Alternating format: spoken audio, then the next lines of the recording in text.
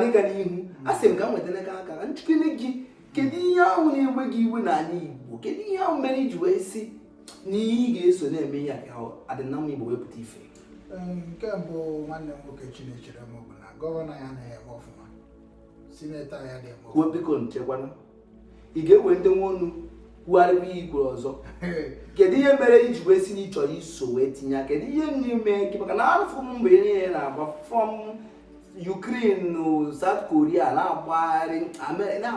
mgbe atụkwacha mba na mmake n'ihe na-ewe onye iwe kedu ihe ahụ iji abụ kemba ndị be anyị sị na ọ bụrụ mba ka na-agba ya na ọ bụ ịkwalite ime ndị ọcha kpara motivation efu m ebe na-eti mkpu na soshal midia dịka ma na-aba mba mana efugoro m ka ọ dị na ma bụrụ onye mba ihe na-ewute m nke ukwuu Igbo bụ Igbo na-ege anyị ntị n'onu ihe na-ewute m nke ukwuu o ji adị ka ma na-aba mba ma ọ bụ na na-ewelite onu m na mba akwụkwọ n'Obinwannem Igbo TV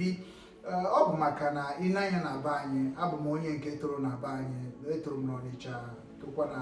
n'Obi afụkwara m ihe na-eme na be anyị mmegide dị too much and ihe kpatara m ji eme ihe niile na-eme maka na gọvanọ anyị na ndị ọchịchị anaghị eme ọfụma onye akpatakwa na ihe bulitere Obinwannem Foundation ka m wee so wee nye aka maka na foundation bụ non-profit organization